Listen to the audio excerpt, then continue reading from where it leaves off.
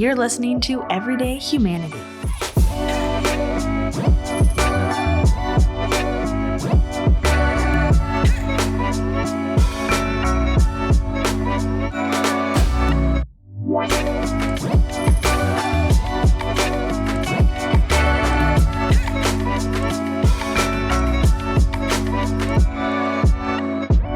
Welcome back to Everyday Humanity. You guys, this is our last episode of Season 2. So thank you, as always, for joining us. I always am excited to speak to our guests each and every week. And this week is no different. But I have to tell you a little bit of a funny story. So as I mentioned in last week's episode with Cheryl, I was sitting between two CEOs, which is a true story. I sit in the middle of this round table. A middle is a thing in a round table. And this week I'm sitting between two individuals with whom I have the pleasure of working very closely with in proximity every day in our advancement administration office area. So I'm really excited to be here because there's a lot of ribbing that goes on Monday through Friday, a lot of joking because we get along very well and, just admire one another in the work that we do. But we have a lot of fun as we do it. So this could go a lot of ways is really what I'm saying. We're going to cover a lot of ground in this episode, but I really just want to share who our guest is. So with that, I'm going to turn it over to Dennis so he can introduce him. Thanks, Beth. I have no idea what you're talking about because I am the utmost serious person that I know all times. Mm-hmm. I'm excited about this episode too. So our guest today is Tim Sweeney. And I have known Tim for 10 and a half years. Met him when I was hired in at Mel Trotter. He was already there. And through the first time that we worked together, which we'll unpack in a minute, our first years together at Mel Trotter, I found him to be this driven guy. Like, driven, but not driven for his own gain, driven for our organization and our cause, and to be sort of God's instrument in helping the guests that we serve. And instantly I was like, I like this guy, right? So then we became friends, and Tim, at one point, God called him to a different organization for a while, and then he has come back 2 years ago to lead our campaigns and has just done an absolutely amazing job. So I'm really excited for our listeners, if you don't know Tim, to hear a little bit about Tim, see his heart. Hopefully we will have some humor. I'm sure we will. But Tim, welcome. And I think first, just tell us a little bit about, tell us about your family. I mean, we know your wife and your kids, but I know you're a great dad and a great husband, and you're very proud of your family. So just share a bit about your family. Yeah, so Christy and I have 4 sons, Jeremiah, who's 18, Logan, who's 16, Caleb is 13, and then we have a little 4-year-old, Colton, who's So from 13 to 4, there must be a story there. Yeah. God's story. I'm sorry to interrupt. Go on. God's story. Yeah, we had a little surprise later on in life in Colton, and we love him dearly.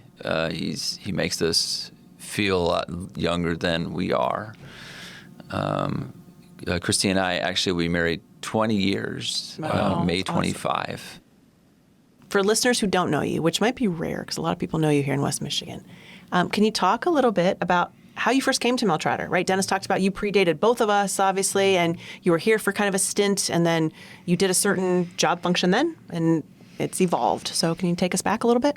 Yeah, so I actually got here to Michigan in 1995 to study at Reformed Bible College, of all places, which was totally not me. I grew up in the south suburbs of Chicago and barely graduated high school, actually. I had a 1.9 grade point average. Yes, that's awesome. But I made it. I graduated. So when I left high school by the skin of my teeth, my family was involved in the garbage business, and my dad said, well, just be a garbage man. They make good money. So I'm like, all right, I'll try that for a year. So I tried that for a year, and I'm just like, oh, this is not me at all.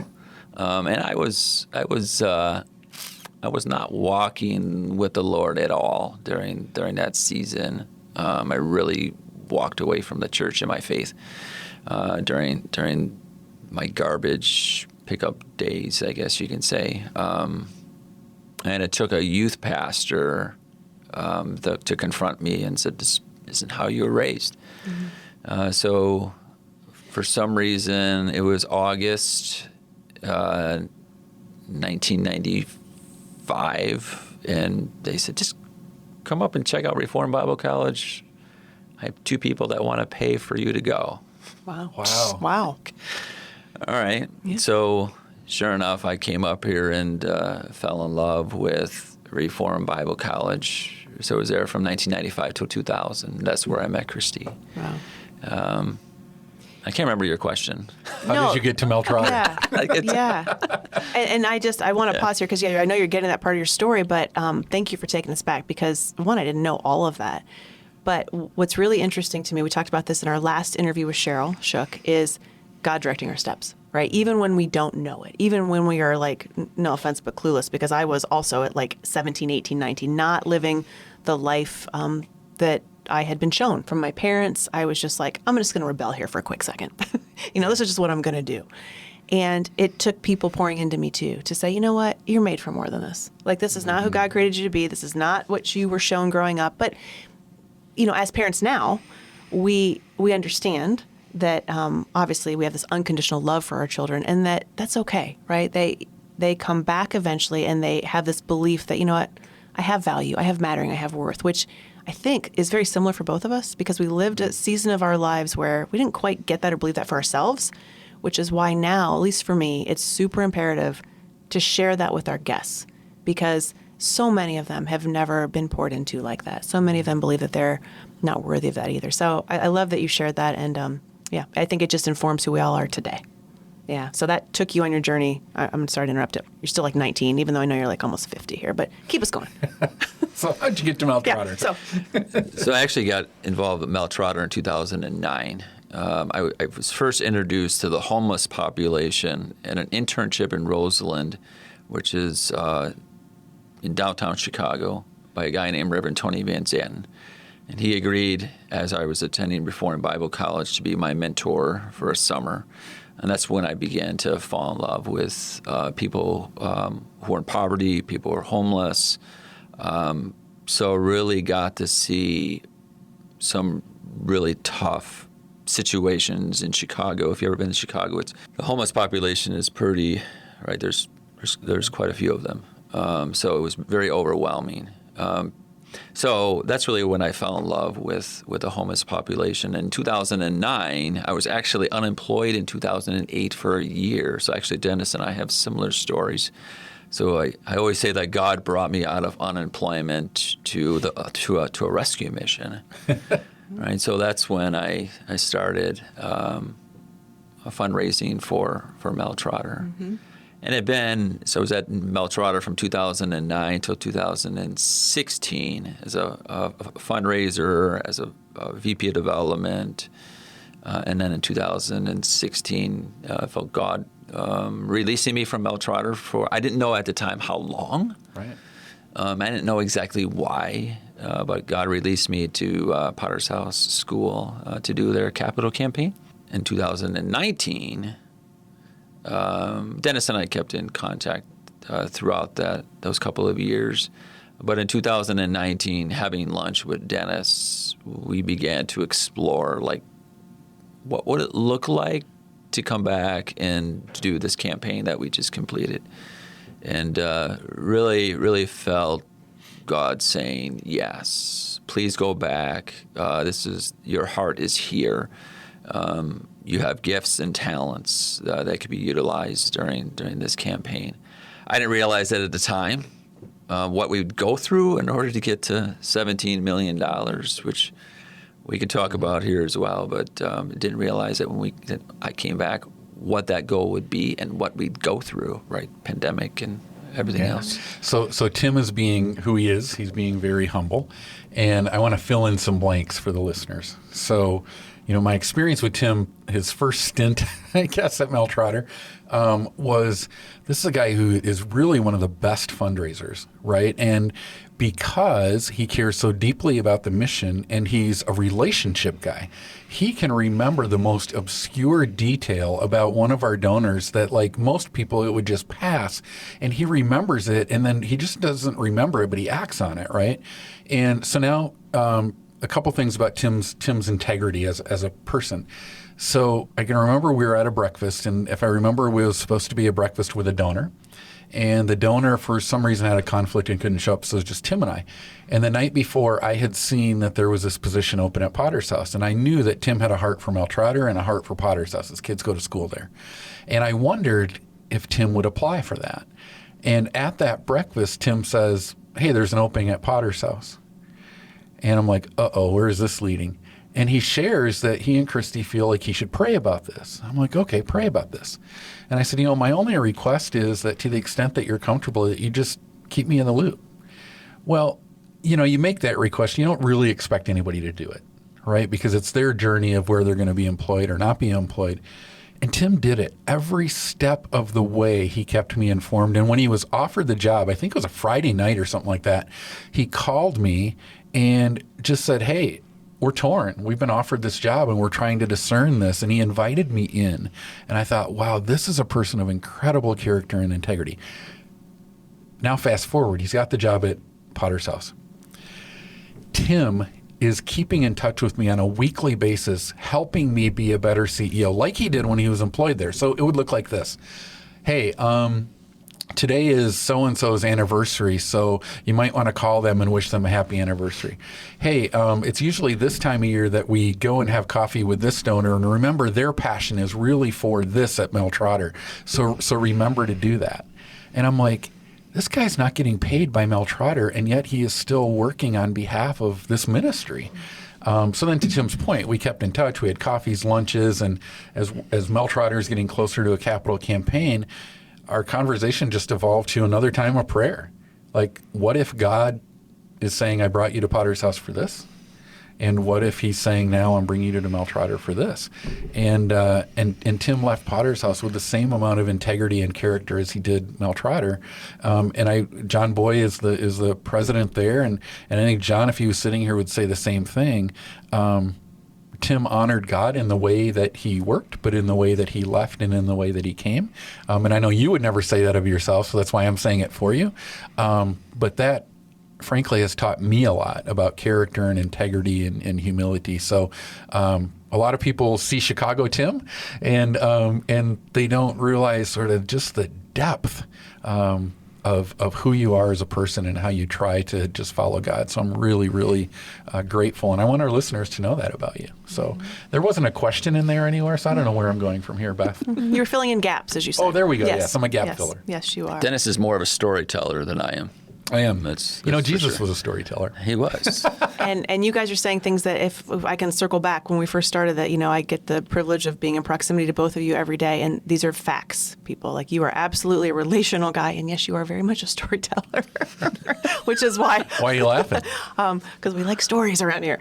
No, but one of the things, so as you described very accurately, Tim's heart and his, you're just your demeanor, your character, who you are. I get to see it firsthand too. All of us do. And so we see you. You are like one of the very first people that is out in the hallways every day talking to guests. Hey man, what's up? How's it going? Right? How's this? How's that? And he knows them by name. Absolutely. And it's just this level of just relationship. And so you see people for who they are. You're very accepting of everybody, always, at all times. And so you really do embody servant leadership. And so I guess my question, that's a lead in to say, how does that inform like what you do every day, right? You are our chief campaign officer, not raising just a little bit of money. So how do you take every single thing that God gifted you with and who you are and take that into this driven self, also who you are, and turn that into the greater good of achieving a huge capital campaign renovation? I'm not. This is my personality that because you both say a lot of good things about me, right? And go back to childhood, right? This is one of the areas that I really struggled in. I was so conceited and so cocky, and I really worked hard, and I'm not there yet. I really worked hard at not being that person anymore. So I think that what I do often, in fact, I just did it this morning.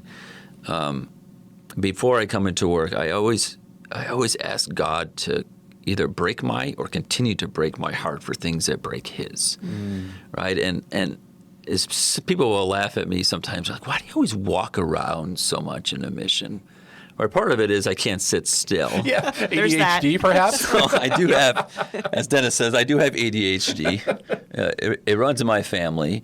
Part of it is relationships because I like relating to people. And the other part is the more I walk around, the more that God shows me for things that break his heart.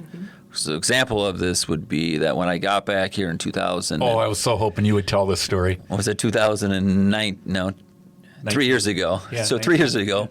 One of the things that I noticed as I walked around after being gone for 2 years is we have this large room, an old gymnasium, and I was walking around one day and I noticed all these mattresses were on the floor, and I grabbed one of our staff and said, "What?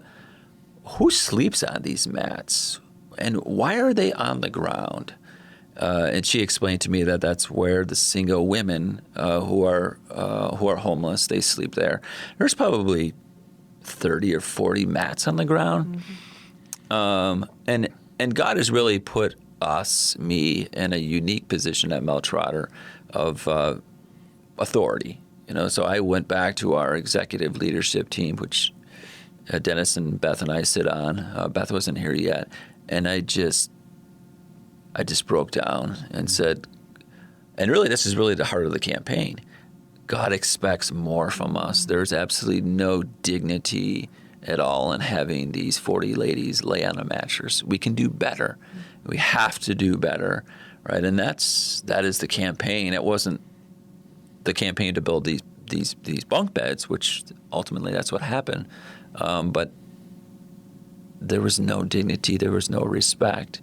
There is, well, we can tell them that how much we love them, but are we showing it by allowing them to sleep on the floor on these mats? I don't think so. So I think that's what really drives me, and that drives me as a fundraiser. That drove me to put so much effort into this campaign is that we need to do better. We can do better. So I think that was a driving force through this crazy pandemic, kept pushing me and pushing me and pushing me because I knew what it was going to be at the end, right?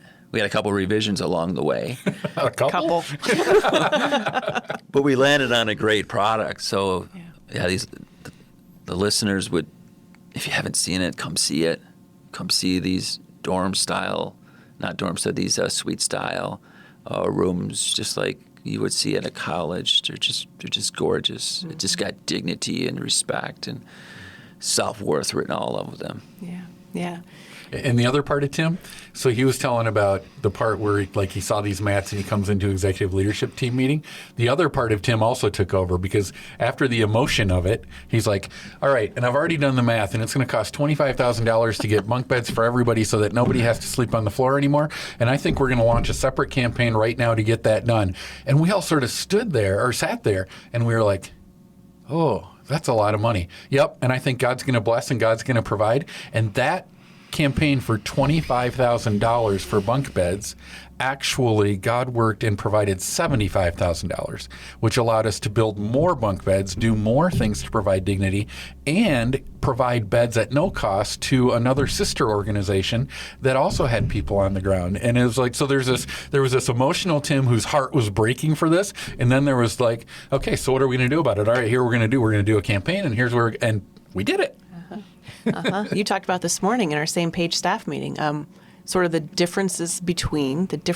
difference between orthodoxy and orthopraxy, right? This is what I believe, and now this is what I'm going to go do about it. Right. Yeah. And that's really what we're all about here. It's right. We see and identify, okay, why is this systemic thing still a thing? And how can we go upstream, right? How can we prevent homelessness, and how can we just prevent and divert and say, we don't want people to even enter the system. So where are we over here? And then once people, if they do enter the system, what can we do about it? How can we get them through in the least amount of time? But while they're here and with us, how do we see them? How do we know them? How do we pray with them, come alongside them? How can we actually be the change, right? How can we do the things that God has called us to do for the work that is ours to do? I don't know about you guys, but sometimes I get a little bit overwhelmed with, wow, there's a lot to do, right? There's always so much that can be done. So how do we collectively say, and your prayers, I know you've shared before with us, for God to break your heart for what breaks His. Mine is always, please show me today what's mine to do, because I know I can't do it all. And that was my lack of humility. And back in the day, I was like, oh, I can do it. Just give it to me, right? I'll get it all done. No problem. I got this. And like, oof, not even close. I came here thinking, wow, how hard can nonprofit be? Oops. Yeah, I missed that memo. But, it's the most rewarding work I've ever done, honestly. So, yeah, it's just an interesting journey, I think, the whole way around. So what is one of the, in the time that you've come back, right, stint number 2, what sort of changes did you see maybe right away, and do you continue to see within, the inner structure of Mel Trotter? I would say that God is showing us things today that He didn't show us before.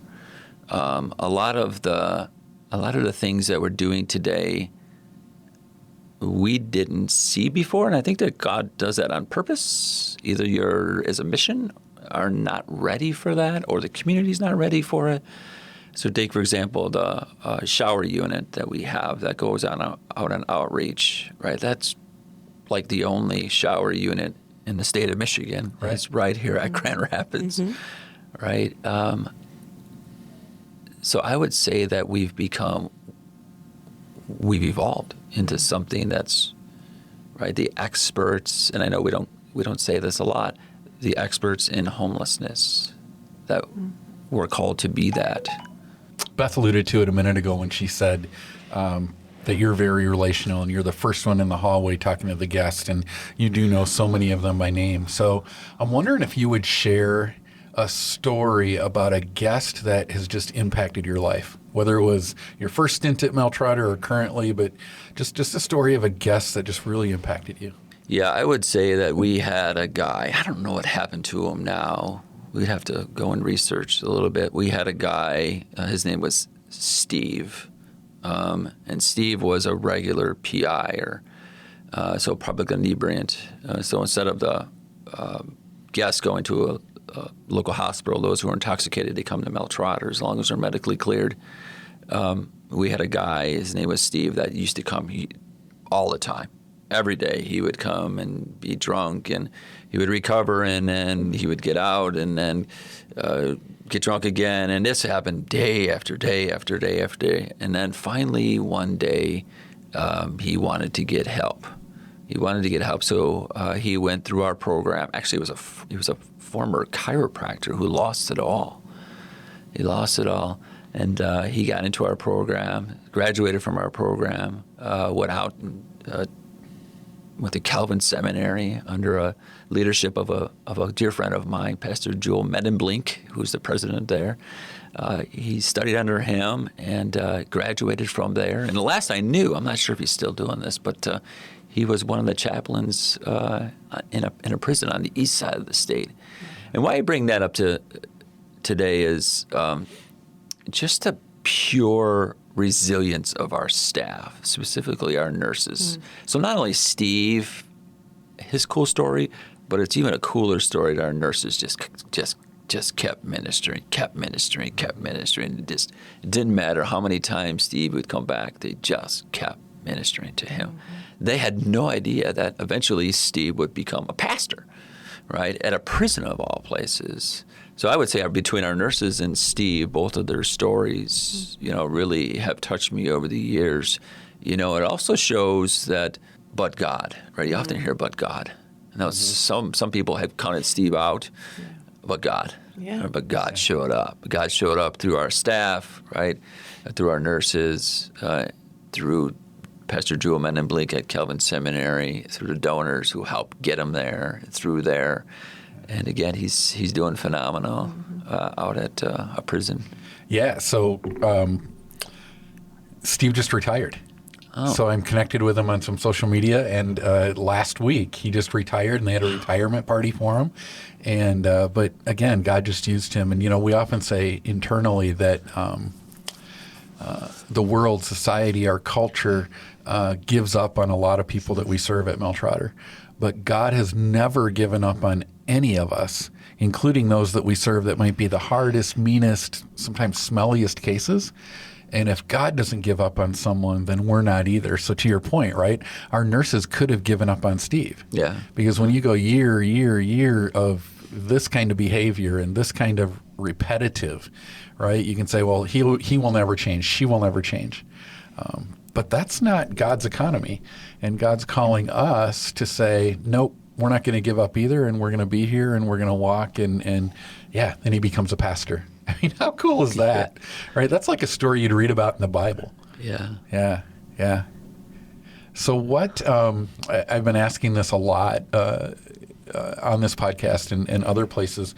So as a leader, as a person with responsibility, what keeps you going in the toughest times? You've mentioned a couple of times, we launched a capital campaign before a pandemic, and a pandemic is not exactly the best time to try and raise money for a capital campaign, but we kept going. So what keeps you going?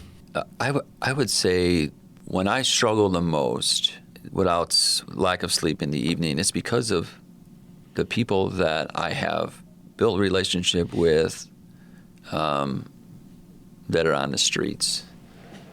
That's what really I think really drives me is I don't want another person to be on the streets. You walk around the mission, and I have a 4-year-old, and I talked about him a little bit earlier, but we have young kids like our Colton, who's 4, that are in our mission, right? And that just breaks my heart, and it just drives me forward.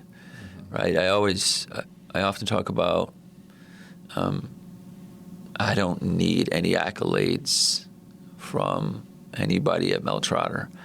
Right. I just want to come and do the best that I can to raise as much money as I can in order for Mel Trotter to continue to do good work. In order for that 4-year-old, maybe it's a Colton. I don't always know their names. Right. That they don't have to stay in the mission one more night. Yeah.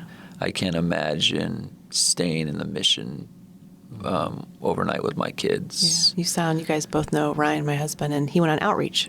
We went last year, and very similar to him, he, all jovial, all excited, all raring to go, like, okay, can't wait. And he's I'm driving the van because I'm cleared to do that.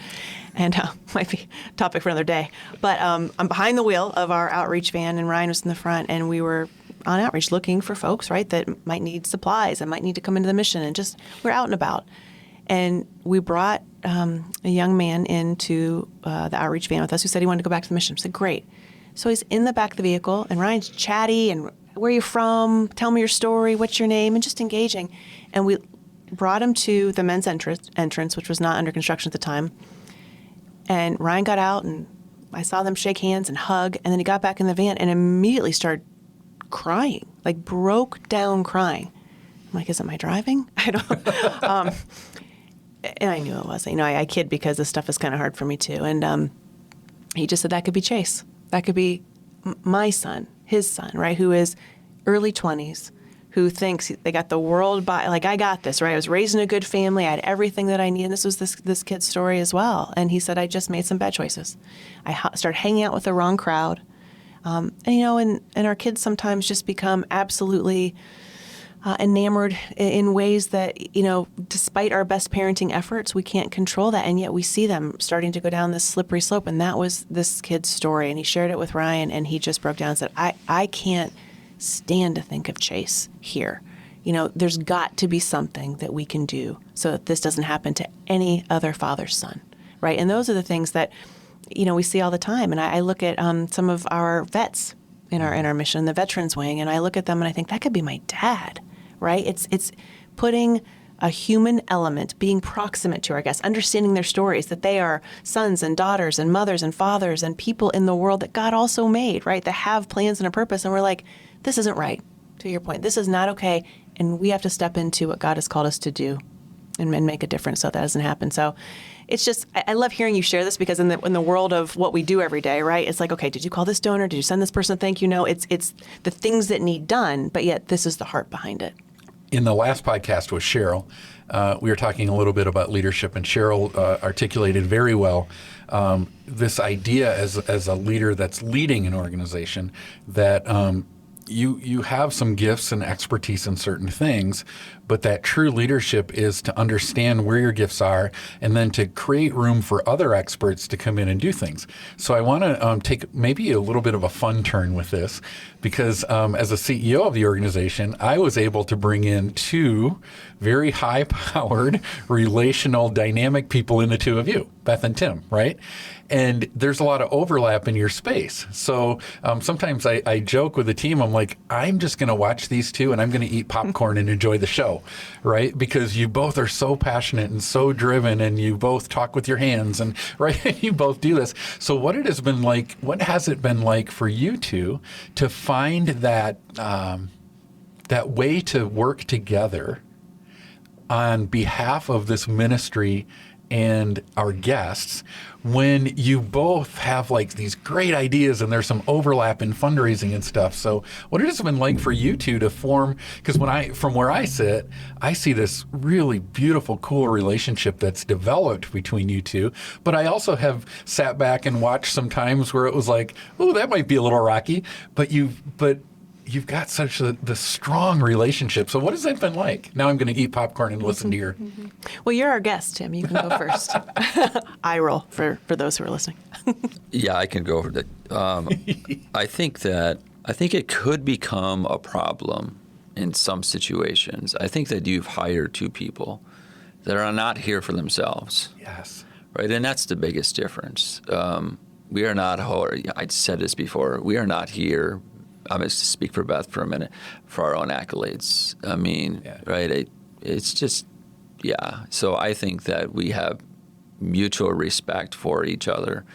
And we are not here for ourselves. We're here because we want to make a difference in a person's life or people's lives. And I think that we've been able to set aside our own agendas, if we have any, and just continue to put Mel Trotter and God's work before our own. And I think that's the reason why this has been, I think you've been here, 2 years now? 2.5, yeah. 2.5 years? Yeah. I think that's the reason why it's worked, quite well, I think. And we're also very transparent. Like if Beth's busy doing something, then she'll say, I'll walk into her office, she'll say, not right now. All right. This is where it gets really fun. Well, I'll come back later. Yeah, I mean, it took a minute, right? This is, yeah. And it's, this is what, I echo all that. And this is what, oftentimes when we are mentoring others, right, who might be just not at the point in their careers where we are, not have been through the experiences that we've been through. And we say, it takes some time. It takes some time. So don't be hard on yourself, right? You don't know what you don't know. So find a mentor, find somebody who can guide you. And relationships, we talked about this all the time, take trust. And that doesn't develop overnight. So it's sort of understanding how the other person is wired, right? Like to Tim's point, like, what's your deal? Like, why are you here? Talk to me more about what makes you sort of get up every day and do this work. And when we started to have those conversations and you started to ask me questions, and sometimes I would look and go, like, do you really want to know? Or are you trying to be funny right now? And then the more I got to know you, I realized that you truly did want to know. Like at first I thought, he's setting me up. He knows this answer already. He's asking me this question I know he knows the answer to, but the more I got to know Tim, the more I understood it was coming from a place of, no, really, I want to be relational. I want to understand so that I can see how to be in the best possible relationship with you for the betterment of this work that we're trying to do, for the good of Mel Trotter. And you do it with every single person on our team. And so, yeah, it is interesting. Like today, I remember I was writing a thank you note to somebody, and I'm looking down, but as a point guard back in the day, so my periphery still kind of works, and I knew it was him walking into the office. I could see without looking up, and I didn't even look up, and I just said, I'm listening. Like, I'm writing, but I'm listening. So, like, that's code for go ahead and talk. And he goes, and you didn't talk. Then I looked up. I'm like, why aren't you saying something? And because you thought I had said, like, give me a minute or whatever. I'm finishing up. So it's just that understanding that, good people with the right intention. And I think once you have that established, you realize, like, okay, whatever is going to be an uncomfortable conversation is going to be uncomfortable for a quick second because it's not a personal conversation. It's hey, I'm trying to figure this out, and you're kind of being annoying right now, so I'm going to tell you you're being annoying, and you're going to be okay with me saying this because you know it's coming from a good place, right? But it's just, and the other last thing I'll say about it is I didn't know fundraising. I knew sales inside and out, and I know people, and I love people in relationship, but you really helped me to understand how to draw those parallels, and you took time in getting to know me well enough to know that, okay, I'm not just going to be able to tell this girl this directly because she's not going to take it so well. But if I show her and I continue to say, hey, this is an idea, maybe you could, and then you let me get to that sort of on my own. And you just, you led me and mentored me well in this space. And so I'm appreciative of that. You see the light once in a while. There it is. It's good to know. Yeah. I think I think the other part of it is, the mutual respect that we have. I mean, Beth, you're a tremendous communicator. You're a terrific writer. You're using your gifts for the mission, for God's glory. Those aren't my gifts. Yeah. My gifts are fundraising, going out and raising X amount of dollars for X project. So I think that we're both using our gifts, and I think that they're matching up pretty well. Yeah, they're both looking at me right now. Well, yes, I agree. And then the last thing I'll say is that you were also wise enough to,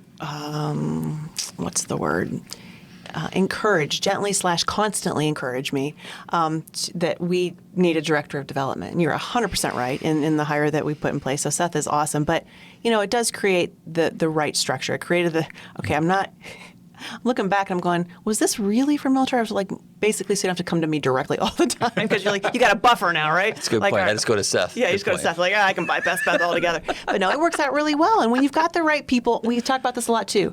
Are they they're on the right bus, right? They want to be here, but are they in the right seat? Are they using their gifts that God gave them? And so collectively, what we each can't do, because we are not gifted in certain areas, who else on the team can do those individual things that need to happen? And so I think we've built a really strong and trustworthy team. I think we all know we have each other's backs, and we'll be the first to say, I don't have any idea what you just said. That sounds really like something I don't want to deal with. So good luck. How can I help? Yeah. And we just do it. We just believe that it's going to work out for the good, and it does. Yeah. Yeah. Well, and I think, you guys have hit on it, right? There's so many commonalities between you, why you do what you do, the passion behind it, the giftedness, the skill set. But another one, and Beth, you just said it, and you actually turned me on to this series. My wife and I, binge watched some series, and Beth was telling me that we need to watch New Amsterdam, which I know has been around for several years. We've never watched it. And one of the things that you told me about was that the lead character in that show, who leads this entire hospital, the thing that he says in the show on every episode, but what he tries to do in his leadership is he is always asking, how can I help? How can I help? And that's something else that is the same about you two, that you two share, right? Is you two are both incredibly quick to say to anyone, how can I help? How can I help? But you don't just ask it. You actually then, if given the opportunity or something to help with, you do it, right? And that's the spirit that is necessary for collaboration, for partnership, for ministry, and to help our guest, right? Because none of us can do this alone. Mm-hmm. None of us can do this alone. I mean, God didn't wire any of us to do any of life alone. He wired us to do this together. And I get excited when I watch sometimes I think of you guys as like this non-blood related brother and sister, right? And sometimes brothers and sisters are really laughing and joking around, and sometimes there's a little bit of tension or whatever, like their disagreement. But you always come together as brother and sister, right? Which is, I think, a beautiful picture of who we are in the body of Christ, but it's also just a beautiful picture of everyday humanity, mm-hmm. right? How we do this together. So it's really, really exciting. So Tim, if you had an opportunity to say one thing to our listeners, what would you say to them? Because I guess I'm giving you the opportunity to do that. I've been raising money for 16 years now. I think it's been, and it's always been here in West Michigan. And I would say that this community, though even those that are also listening, this community is the most generous community in the world. Right, I know often people will say Grand Rapids is the second most giving community, only to Salt Lake City, Utah. I actually disagree with that. I think that this community gives, many of them give sacrificially. Many of the Mel Trotter donors and other donors that I've met along the way sometimes give. We'll put less in the gas tank, and just so they can send the extra $10 to Mel Trotter or another organization. That's what I would. That's what I would say, and it's just a pure, just thank you for always thinking of other people, because that's what this community thinks of, other people before themselves. Selflessness, right? Reminds me of the widow's mite in Scripture. And so, I think you absolutely hit that on the head. So, I just, last question, and I want to leave with a bit of excitement here. So we know that our capital campaign, this one, is supposed to wrap up the renovations by Christmas time, right? That's what Rockford has been saying. So can you just kind of paint a picture of what that sort of last phase is going to look like, and what excites you most about seeing it all come to completion? Yeah, sure. This campaign, let me say this first. This campaign, so again, I've been doing it 16 years. This is my 4th capital campaign. 2 of them, one was in a pandemic, one was during the Great Recession. So I've done 2 during some crazy times. This campaign is by far the hardest campaign I've ever done in my life. Right, it took us 3 years in order to raise as much money as we've raised, which was great. Dennis and I early on talked about how we had absolutely no idea how we were going to raise this much money. Had no idea, and that was the original goal, was actually $14.9 million. And we ended up raising $17 million. And people will often ask, "Oh, what are you going to do with the extra $2.1 million?" It's like, well, we already spent it, just because everything is because of the supply chain and inflation. Yeah, just like bread and milk and gas are costing everybody extra money. Materials have cost us so much more money, and a 50-year-old building is costing us so much more money. I would say that's probably the hardest. This has been the hardest campaign that I've ever done in my life, and probably the thing that I'm most looking forward to is when everything is complete, that we're not going to have large dorm rooms anymore. That is the heart of the campaign, right? That every single person will have a bed of their own. It will not be on a cot on the floor. It will not be with 125 other men. It'll be you and your roommate and your suite mates, and you share a bathroom.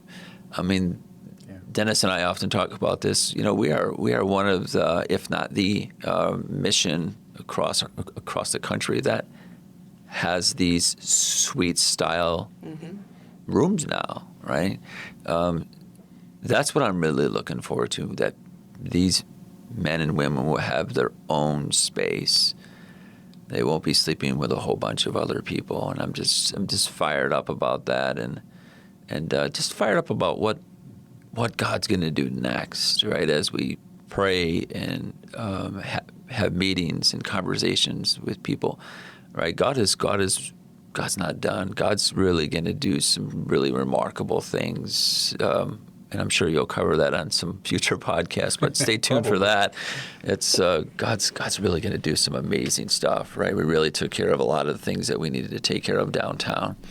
Now there's a number of things externally at our other arms of Mel Trotter that we really need to focus on. So we're pretty excited about that. Well, I think we can wrap this up by saying that we give great thanks to Him that is able to do immeasurably more than we can ask, think, or imagine. So thank you for being here. As you might know, this is our very last episode of Season 2, so I think we indeed did save the best for last. I'm on air saying this, so next time you come to my office, I'm going to remind you of this. Thank you for being here, listener. Thank you for joining us on the last episode of Season 2, and we will see you back here in September for our first episode of Season 3.